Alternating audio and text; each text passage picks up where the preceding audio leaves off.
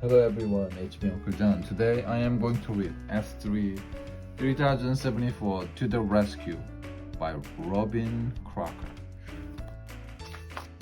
Chapter 1 Crossing the River.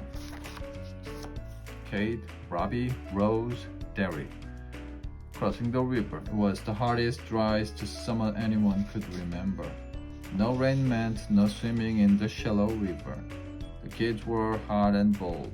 Robbie Taylor was sure it was the worst summer ever. On the last day of the summer vacation, Derek and Rose got on their bikes. They rode to Kate and Robbie Taylor's farm. Robbie was more than glad to see them ride up. Hey, Kate and Robbie, let's go exploring on the island, said Rose before she even stopped the bike. The river is so low we could wade across. It's even dry in some parts. I'm sad we can stay all afternoon, said Derek, as long as we checked in on her cell phone. The explorers got ready. Robbie made them sandwiches. Derek packed the apple juice. Kate got her compass. Rose already had her mom's phone. Robbie and Kate led the way to the river. Derek and Rose rode more slowly. They liked watching the shallow stream of water spark in the sunlight. Robbie and Derek got off their bikes and scrambled down the bank.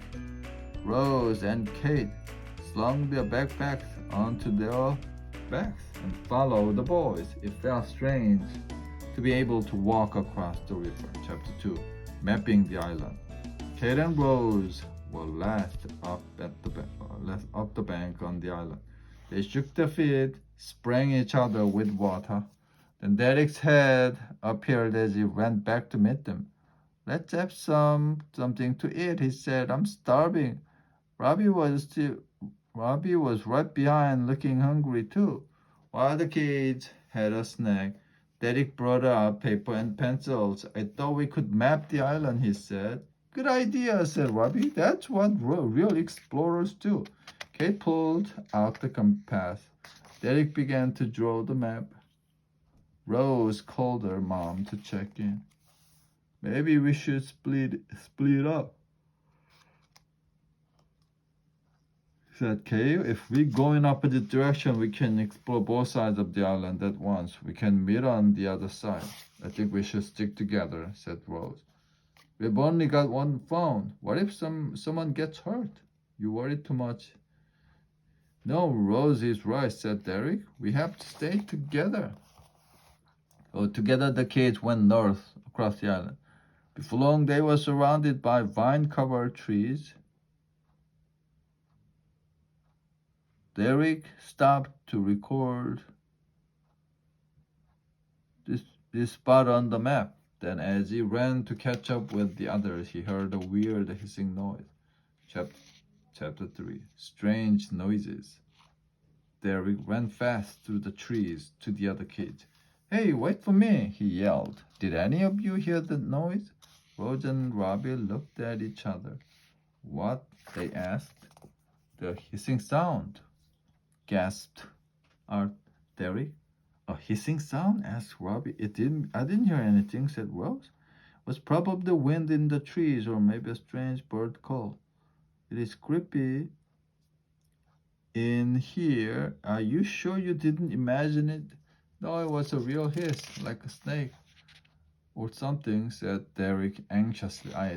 There aren't any snakes around here. Stop trying to scare us, Derek, said Kate. It isn't funny. Let's keep exploring, said Robbie. Rose is right, it's probably nothing. The kids headed off through the tree. Soon they were in open space again. The part of the island was covered with rocks. Some of them were huge. At one point, the rocks from the high wall, Kate and Rose began to climb. Suddenly, Robbie screamed, Stop, come back. We heard a hissing sound again. And said Derek, we both heard it this time. The girls stood still. They didn't care. They moved. As they could, all they could was the wind whistling through the rocks. Chapter 4 A Stranded Family. Kate worked her way down the high wall. Why are you trying to scare us? There's nothing there and you know it. Look, maybe we should stop to eat. I'm getting jittery now, said Rose. Rose set down her backpack and began to pull out the food. After they ate, Derek suggested they head back. No way! We've only explored half of the island. We have to finish the map. Robbie and Derek looked at each other. But we really did hear a mean-sounding hiss cut across Robbie's world. The kids looked at the rocks. A thin cat stood before them. Its back was afraid. Its back was arched and its cool bristles. Don't move, whispered Kate. Just be quiet and listen. The kids listened and heard soft moving away from the rocks. There are kittens in there. The mother cat is trying to protect them. How would a cat get across the island? Said Derek. Cats hate the world.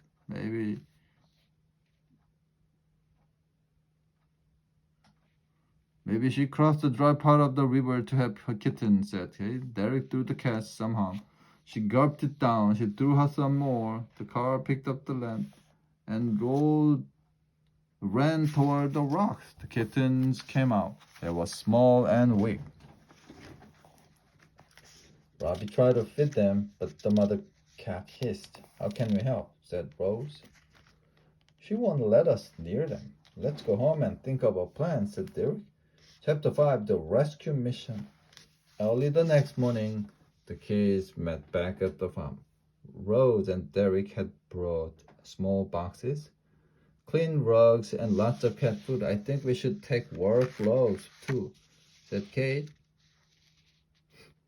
Cats scratch when they are frightened. Robbie and Kate picked up an old feed sack.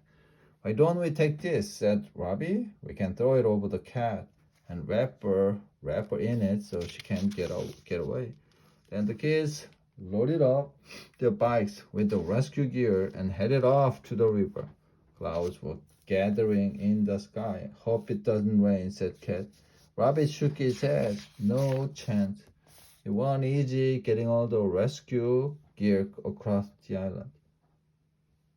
Using the map, the kids headed straight to the rocks. The mother cat was guarding her kitten. She arched her back and hissed at the kid. Derek held out some cat food. Come on, he said gently.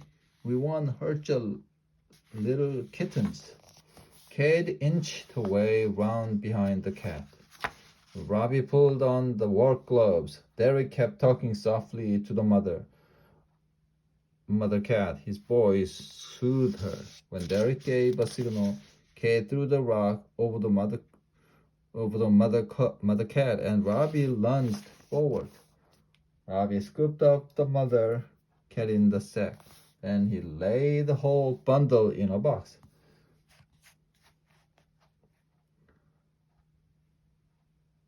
Gathered up all the kittens and put them in the other boxes. Good job, Robbie, said Rose. You did it. Robbie laughed. Teamwork, he said. Chapter 6, just in time, the kids and cats made an odd-looking procession back to the riverbank. Daddy carried the mother cat's box and talked softly to the cat all the way. Robbie, Rose, and Kate carried the boxes of kittens. As they edged down the river bank, the kids heard a loud crack of thunder. The kids crossed the river, loaded their bikes, and rode to the farm. As fast as they could, just as they got there, the cloud burst open and rain pelted down.